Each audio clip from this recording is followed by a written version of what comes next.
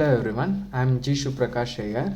So I will cover in this video about RTI March April 2024 question paper 100 mark pattern.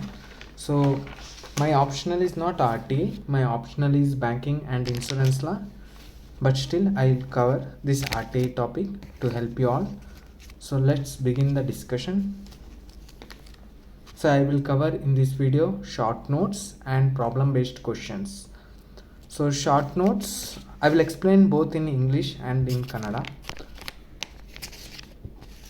So short note, two questions will be there and you have one option. Judiciary and RTI, right to information. So Constitution of India and RTI, 8C is Supreme Court and RTI. Let's discuss one by one. So judiciary and RTI. So what is about the judiciary and what role is played by RTI, how it is interconnected. So ನಾವು ಇಲ್ಲಿ explanation ನೋಡೋಣ ಹೇಗೆ judiciary ಮತ್ತು R T I ಒಂದಕ್ಕೊಂದು link ಹೇಗಾಗುತ್ತೆ ಮತ್ತು ಯಾವ ರೀತಿ ಇದು ಸ್ಟ್ಯಾಚ್ಯುಟರಿ ಪ್ರೊವಿಷನ್ಸ್ ಏನು ಹೇಳುತ್ತೆ. Section 2H defines the judiciary as a public authority. So public authority ಅನ್ನೋದು ಮೆನ್ಷನ್ ಮಾಡಿದ್ದಾರೆ ಸೆಕ್ಷನ್ 2H ಅಲ್ಲಿ. ಸೊ ಇವಾಗ ಪಬ್ಲಿಕ್ ಅಥಾರಿಟಿ ಅಂದರೆ ಏನು, the meaning of public authority. So whether judiciary is a public authority or other. ಇದರಲ್ಲಿ ನಿಮಗೆ if an institution is created by the constitution, so ಯಾವುದೇ institute ಕಾನ್ಸ್ಟಿಟ್ಯೂಷನಿಂದ ಕ್ರಿಯೇಟ್ ಆಗಿದ್ದರೆ, ಆರ್ ಲಾ, ಸೊ ಏನಾದರೂ law ಮಾಡಿದರೆ, or funded by the government or controlled by the governments. So if any institution is created by constitution or if any institution created by the law or any institution is controlled or funded by the government, then it is treated as public authority. So ಅದನ್ನು ನಾವು public authority ಅಂತ ಕರಿತೀವಿ. ಸಂವಿಧಾನದಿಂದ ಆಗಿದ್ದರೆ ಅಥವಾ ಲಾ ಇಂದ ಮಾಡಿದರೆ, fund ಅದಕ್ಕೆ ಬೇಕಾಗುವ ಖರ್ಚು ಏನಿರುತ್ತೆ ಆ ಅಥಾರಿಟಿಗೆ ಅದೇನಾದ್ರು ಗೌರ್ಮೆಂಟ್ ಸ್ಪೆಂಡ್ ಮಾಡಿದರೆ, ಗೌರ್ಮೆಂಟಿಂದ ಕಂಟ್ರೋಲ್ ಇದ್ದರೆ ಅದನ್ನು ನಾವು ಪಬ್ಲಿಕ್ ಅಥಾರಿಟಿ ಅಂತ ಕರಿತೀವಿ. And then it qualifies as a public authority and must answer RTI application. So right to ಇನ್ಫಾರ್ಮೇಷನಲ್ಲಿ ಅವರು ರಿಪ್ಲೈ ಮಾಡಬೇಕಾಗಿರುತ್ತೆ. Why? Because why the government is responsible towards citizen, because it is a democracy ಅಲ್ವಾ, democratic. ಇದರಲ್ಲಿ ಏನಾಗುತ್ತೆ, we the people will vote for our representative and we need to it should be a transparent and we need to know that whether the government is working properly are not. ಅಂದರೆ funds ಪ್ರಾಪರಾಗಿ use ಆಗ್ತಿದೆಯಾ, misappropriation ಅಥವಾ ಏನಾದ್ರು corruptions ಇದೆಯಾ. So ಇದನ್ನು ನಾವು find out ಮಾಡೋಕ್ಕೆ ನಮಗೆ RTI ಇಂದ ಹೆಲ್ಪ್ ಆಗುತ್ತೆ. So RTI is needed to get the information from the government. ನಾವೇ ಸರ್ಕಾರನ ಆಯ್ಕೆ ಮಾಡಿಬಿಟ್ಟು ನಮಗೆ ಸರ್ಕಾರದ ಬಗ್ಗೆ ಏನೂ ನಾಲೆಡ್ಜ್ ಇರಲಿಲ್ಲ ಅಂದರೆ, ಸೊ ಇದೇನಾಗುತ್ತೆ, ಲೈಕ್ ಮಿಸ್ಯೂಸ್ ಆಗ್ಬೋದು powers. So to control the government power, so every individual have a power to apply the RTI in public authority. So section 2E designed as the CJ as the competent authority. Even Chief Justice of Indiaಗೂ ನಾವು RTI apply ಮಾಡ್ಬೋದು, but with exception like personal sensitive ಇನ್ಫಾರ್ಮೇಷನ್ಸ್ನ ಅವ್ರು provide ಮಾಡಲ್ಲ. So if the information is related to public authority ಅಥವಾ ಅದು public ಗುಡ್ಗೆ ಒಳ್ಳೆಯದು, ಸೊ ಪ್ರೈವಸಿಗಿಂತ ಇಟ್ ಈಸ್ ಅಬೋವ್ ಪಬ್ಲಿಕ್ ಅಂದರೆ then they will provide. So individual ಪ್ರೈವಸಿಗಿಂತ ಪಬ್ಲಿಕ್ ಅಥಾರಿಟಿ ಏನಿರುತ್ತೆ, ಲೈಕ್ ಆ public information is very useful, very needed, then they will provide. So ಇಲ್ಲಿ ದ ವರ್ಡಿಕ್ಟ್, ಇಲ್ಲಿ the judiciary can protect sensitive inner office informations. Example judges appoints deliberations. So ಇದು appointment ಮತ್ತು deliberations ಏನು orders ಇರುತ್ತೆ ಕೋರ್ಟಲ್ಲಿ ಯಾವಾಗ appoint ಆಗ್ತಾರೆ. Section 8IJ, so privacy ಇರುತ್ತೆ exception, unless over rights a public interest in proven. So public interest ಪ್ರೈವಸಿಗಿಂತ public interest prove ಮಾಡಿದರೆ then the information can be available. If privacy is more like public interest ಅಲ್ಲಿ ಇಲ್ಲ ಅಂದರೆ then the information we will not get from RTI. So ಇಲ್ಲಿ democracy, critic accountability ಮತ್ತು judicial independence. The important case is CIPO. So ಇಲ್ಲಿ ನಿಮಗೆ central public information officer, supreme court of India versus Subhash Chandra Agarwal 2019 case, ತುಂಬ important case. Conclusive ruled that the office of the CJI is subject to the RTA. So ಅವರು RTA ಹಾಕಿರ್ತಾರೆ. Who is Subhash Chandra Agarwal is a RTA activist. And ಇವರು ಏನಾಗುತ್ತೆ, refuse ಮಾಡ್ತಾರೆ, ಯಾರು central public insurance officers, to give information to disclose CJI appointment ಬಗ್ಗೆ, ಯಾಕಂದರೆ highly confidential ಇರುತ್ತೆ. So ಇಲ್ಲೇನಾಗುತ್ತೆ, ಸೆಕ್ಷನ್ 2H ಅಪ್ಲೈ ಮಾಡ್ತಾರೆ. So whether the public judges position ಏನಿದೆ CJI authority is comes under public authority or not. So this position is made by the constitution. So judiciary comes under this and it is a public authority. So ಅದರಿಂದ they need to disclose. Again ಅದು proportionality test ಅಂತ pass ಮಾಡ್ತಾರೆ.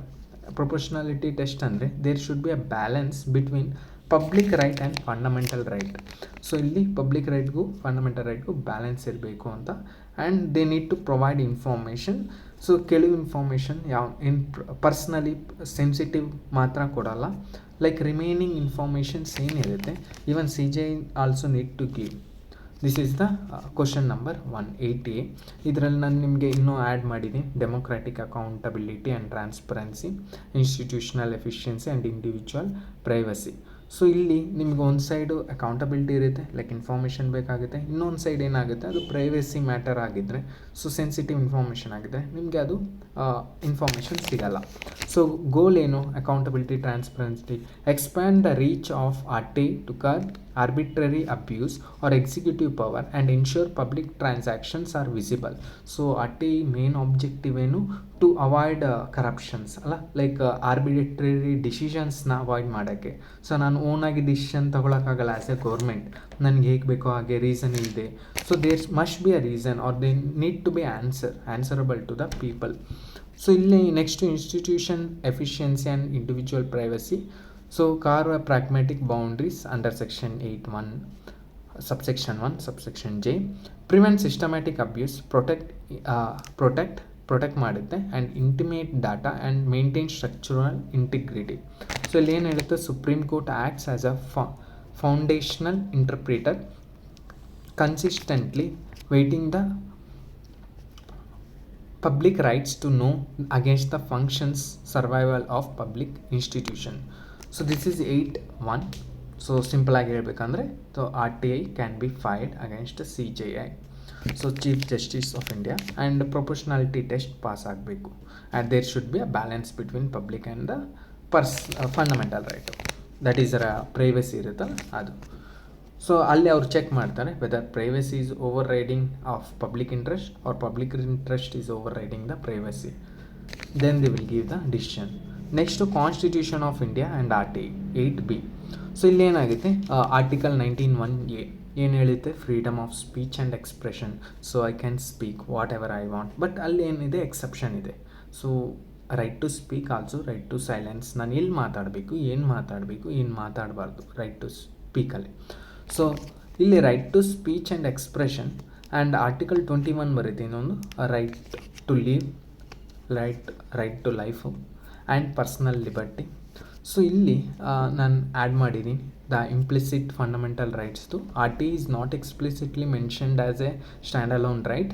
Freedom of information functions as a prerequisite for a true participatory democracy, driving transparency and curbing the arbitrary abuse of executive power.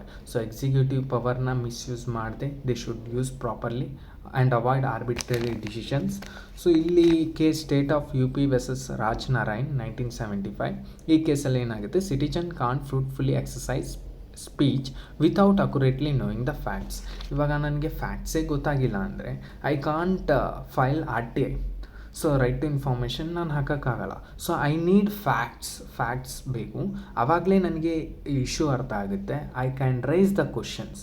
Example, ಇವಾಗ ನೀವು ಮೂವಿಗೆ ಹೋಗಿ ನೀವು review ಕೊಡ್ತೀರಾ. ಇವಾಗ ಮೂವಿಗೆ ಹೋಗ್ದೇನೆ, ಮೂವಿ ನೋಡ್ದೇನೆ ರಿವ್ಯೂ ಕೊಡೋಕ್ಕಾಗಲ್ಲ whether it is good or not. ಇವಾಗ ನೀವು ಯಾವುದಾದ್ರು ಬುಕ್ ಓದ್ಬಿಟ್ಟು ಯು ವಿಲ್ ಗಿವ್ ಫೀಡ್ಬ್ಯಾಕ್, ಚೆನ್ನಾಗಿದೆ ಅಥವಾ ಚೆನ್ನಾಗಿಲ್ಲ. But without reading the book you can't tell, because ನಿಮಗೆ ಫ್ಯಾಕ್ಟ್ಸ್ ಗೊತ್ತಾಗಲ್ಲ and you can't give the feedback. ಅದೇ ಥರ ಇಲ್ಲಿ without knowing the facts, government data, you can't express yourself and it is a violation of article 19 subsection 1 subsection A. You cannot express ಅಲ್ವಾ. So this case ಅದರಲ್ಲಿ ಈ in detail ಹೇಳಬೇಕು ಅಂದರೆ Rajnarayan political leader. So ಇಲ್ಲೇನಾಗುತ್ತೆ, so ಅವರು challenge ಮಾಡಿರ್ತಾರೆ election of the PM Indira Gandhi ಇನ್ 1971, ಅದು electoral mall practice ಆಗಿದೆ ಅಂತ. ಸೊ ಅವ್ರದ್ದು ಒಂದು ಅಲಿಗೇಷನ್ಸ್ ಅಲ್ಲಿರುತ್ತೆ. ಅವಾಗ ಏನಾಗುತ್ತೆ, internal government document which contains security guidelines and administrative travel schedule of PM, ಅಂದರೆ ಅವರು ಕೇಳಿರ್ತಾರೆ.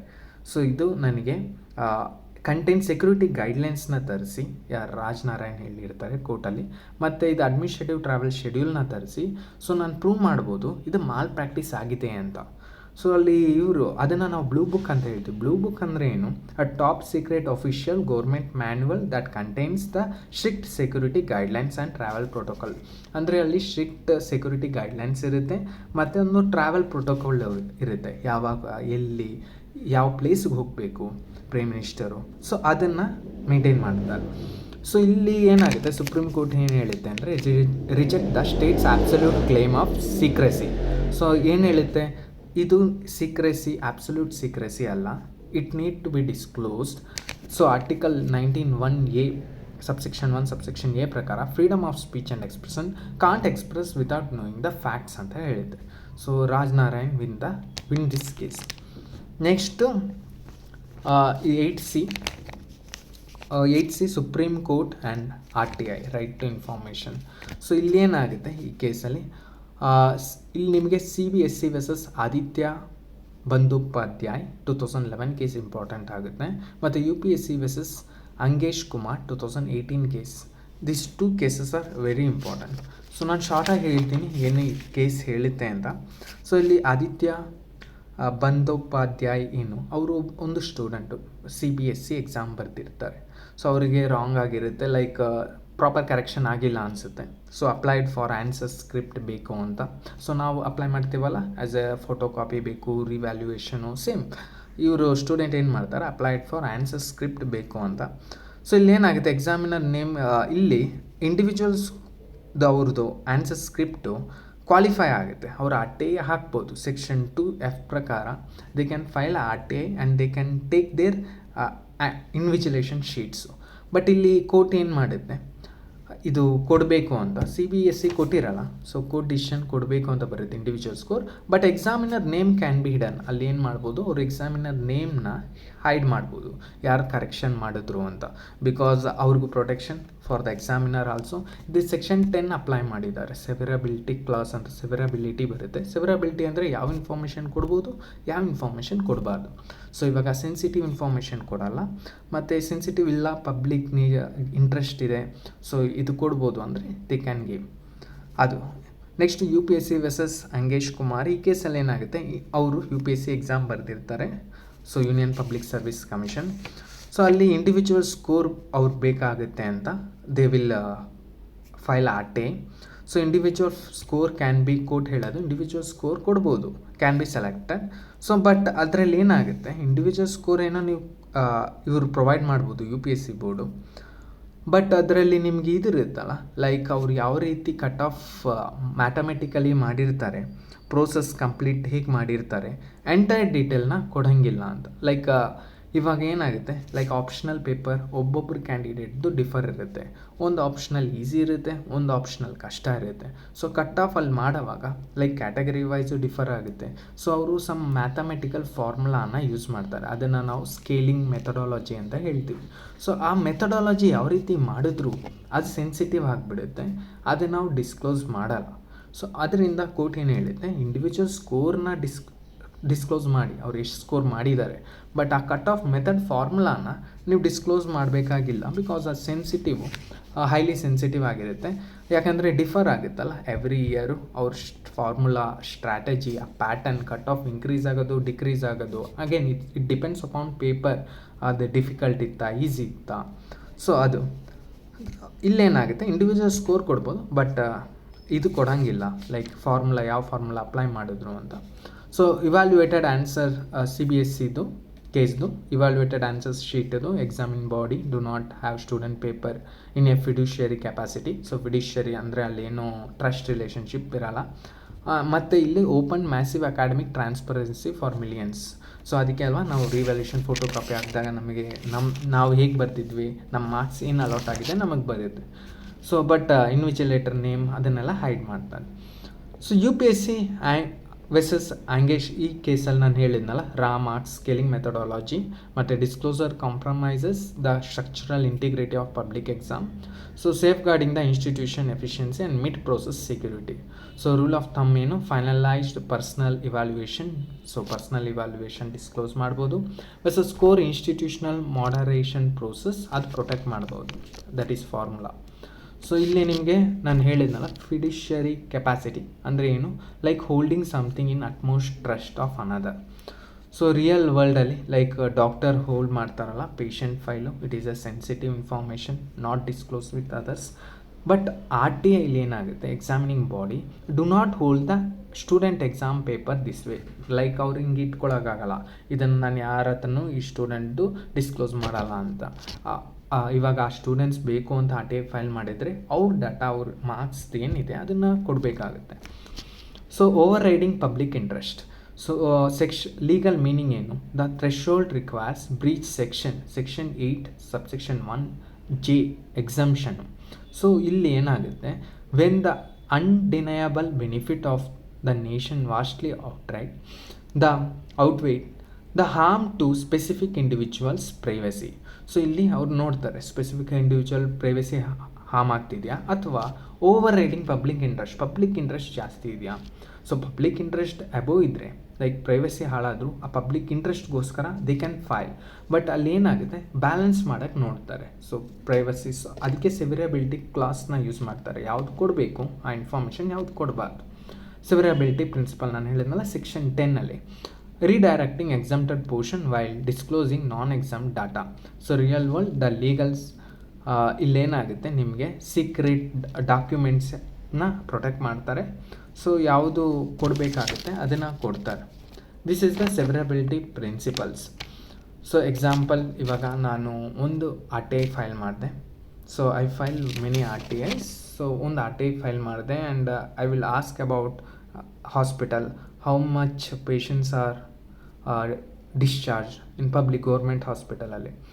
ಸೊ ಇವಾಗ ನಾನು how many people in depth, like ಆ ಪರ್ಸನ್ ನೇಮ್ ಏನು, ಆ ಪರ್ಸನ್ ಅಡ್ರೆಸ್ ಏನು, ಆ ಪರ್ಸನ್ದು ಏಜ್ ಏನು, ಆ ಪೇಷಂಟ್ದು. ಸೊ ಈ ಥರ ಇನ್ನೂ ಡೆಪ್ತಾಗಿ ಯಾವ ಬ್ಲಡ್ ಗ್ರೂಪು, ಈ ಥರ ನಾನು ಕೇಳಿದರೆ ಸೊ ಏನು ಮಾಡ್ತಾರೆ, ಸೆವೆರಬಿಲಿಟಿ ಕ್ಲಾಸ್ ಪ್ರಕಾರ ಅವ್ರು ನನಗೆ ಡಾಟಾ ಕೊಡ್ತಾರೆ. ಏನಂತ, ಎಷ್ಟು ಜನ ಪೇಷಂಟು ಬಂದಿದ್ದರು, ಎಷ್ಟು ಜನ ಡಿಸ್ಚಾರ್ಜ್ ಆದರು, ಈ ಥರ ಬೇಸಿಕ್ ಡೀಟೇಲ್ ಸ್ಟ್ಯಾಟಿಸ್ಟಿಕಲ್ ಕೊಡ್ತಾರೆ. How many appointed, how much are left, how much they are paid fee. But ಆದರೆ ಇದನ್ನು ಕೊಡೋಲ್ಲ, ಲೈಕ್ ಪರ್ಸನಲ್ ಸೆನ್ಸಿಟಿವ್, ಅವ್ರ ನೇಮ್ ಏನೋ, ಅಡ್ರೆಸ್ ಏನೋ, ಬ್ಲಡ್ ಗ್ರೂಪ್ ಏನೋ, because it is sensitive information, personal information and it is not overriding public interest ಅಲ್ಲ. So ಅದರಿಂದ severability clause, this is one example. Let's move on to problem based question. Next problem based question ನಾನು ಓದ್ತೀನಿ, later will discuss. So ನಾನು IRAC ಮೆಥಡಲ್ಲಿ solve ಮಾಡ್ತೀನಿ. Issue, rule, analysis and conclusions. So issue ಅಂದರೆ ನೀವು ಆ problem ನೋಡಿದ ತಕ್ಷಣ ಏನು ಅನಿಸುತ್ತೆ, what is the real problem. Rule, ಯಾವ್ಯಾವ ಕೇಸ್ ಲಾಸ್ ಅಥವಾ ಯಾವ್ಯಾವ ಸೆಕ್ಷನ್ಸ್ನ ನೀವು ಇಲ್ಲಿ ಕೋಟ್ ಮಾಡ್ತೀರಾ, ಅನಲೈಸ್ ಮಾಡೋದು. So let's analysing the facts of the case and conclusion. So ನಿಮಗೇನು ಅನಿಸುತ್ತೆ ಆಫ್ಟರ್ ಸೇಯಿಂಗ್ ದ್ಯಾಟ್. ಸೊ ಇಲ್ಲಿ question, A appeared for civil service mains examination 2018. He cleared the examination but not called for the interview. Advise A. So ಇಲ್ಲಿ ಅವರು mains ಬರೆದಿದ್ದಾರೆ and he cleared the examination also but ಇಂಟರ್ವ್ಯೂಗೆ ಕರೆದಿಲ್ಲ. So let's analyse.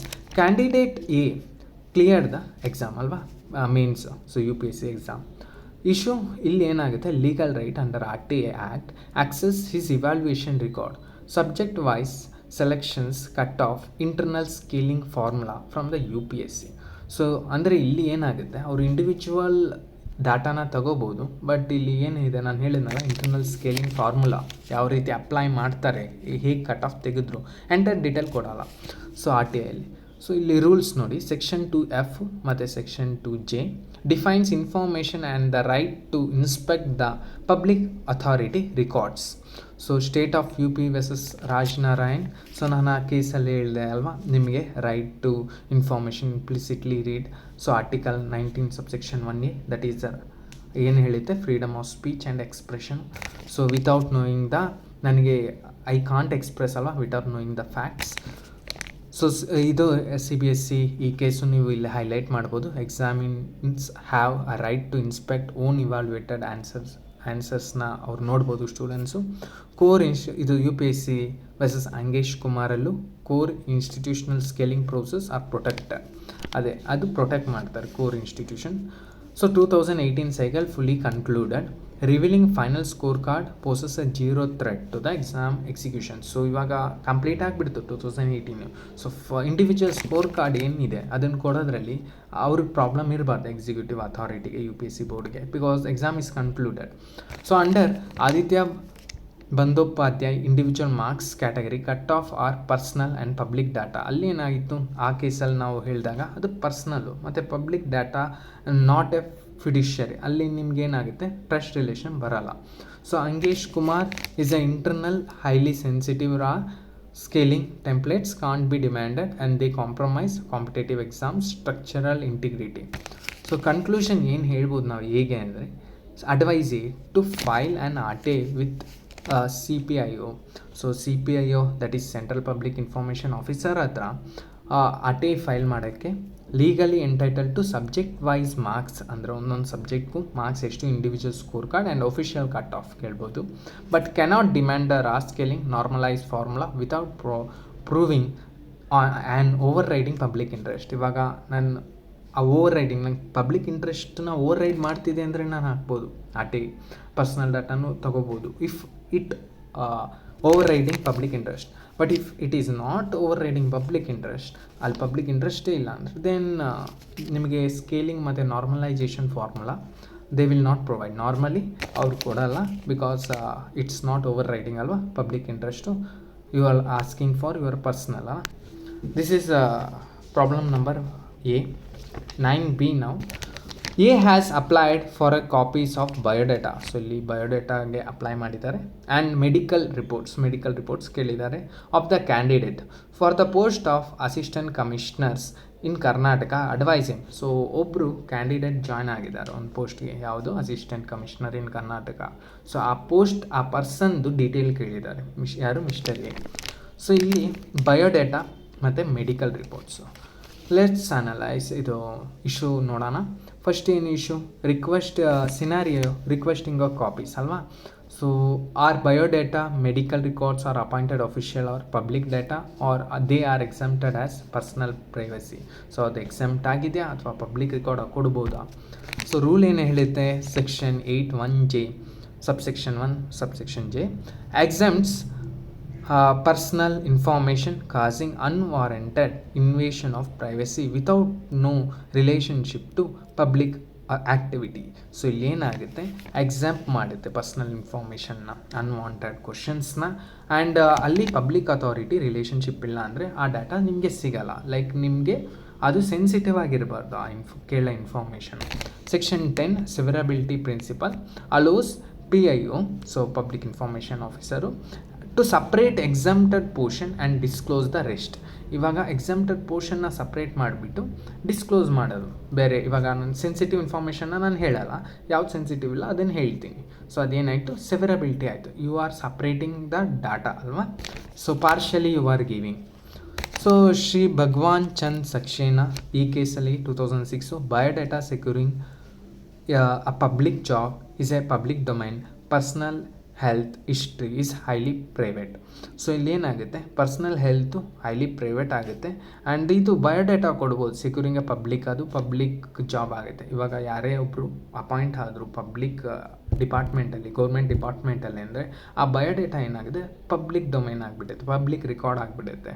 So public record ಆದಾಗ ಆ information ನಾವು ಕೇಳ್ಬೋದು ಬಯೋಡೇಟಾದು. But ಇದೇನಿರುತ್ತೆ health, medical health, ಅದು ಪರ್ಸ್ನಲ್ ಆಗಿಬಿಡುತ್ತೆ ಆ್ಯಂಡ್ ಹೈಲಿ ಸೆನ್ಸಿಟಿವ್ ಇನ್ಫಾರ್ಮೇಷನ್ ಆಗಿಬಿಡುತ್ತೆ. ಸೊ ಪರ್ಸ್ನಲ್ ಇನ್ಫಾರ್ಮೇಷನ್ನ ಪ್ರೊವೈಡ್ ಮಾಡಲ್ಲ. ಬಯೋಡೇಟಾ ಆ್ಯಂಡ್ ಅಕಾಡೆಮಿಕ್ ಕ್ರಿಡೆನ್ಷಿಯಲ್ಸ್ ಏನಿದೆ, ಅವ್ರು ಹೇಗೆ ಅಪಾಯಿಂಟ್ ಆದರು, ಅವ್ರ ಕ್ವಾಲಿಫಿಕೇಷನ್ ಏನಿತ್ತು ಈ ಪೊಸಿಷನ್ಗೆ, ಸೊ ಅದನ್ನು ನಾವು ಕೇಳ್ಬೋದು. Of selected candidate must be disclosed ಅಲ್ವಾ.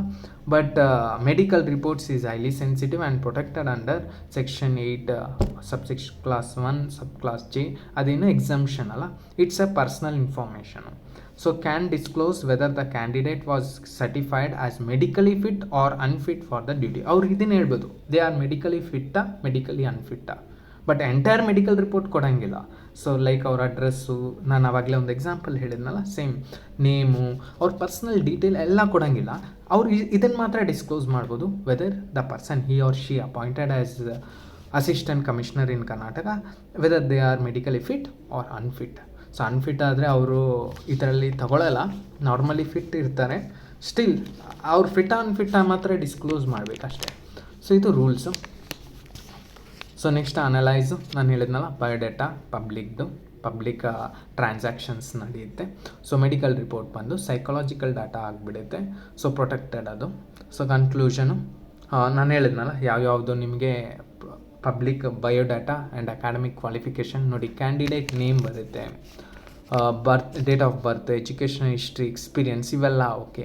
ನೆಕ್ಸ್ಟ್ ಇದು ಸೆಕ್ಷನ್ 10 ಸೆವೆರೆನ್ಸ್, ಅಂದರೆ ಇಲ್ಲಿ ನಿಮಗೆ ಸೆನ್ಸಿಟಿವ್ ಇನ್ಫಾರ್ಮೇಷನ್, ಮೆಡಿಕಲ್ ಇನ್ಫಾರ್ಮೇಷನ್ನ ಪ್ರೊಟೆಕ್ಟ್ ಮಾಡ್ತಾರೆ.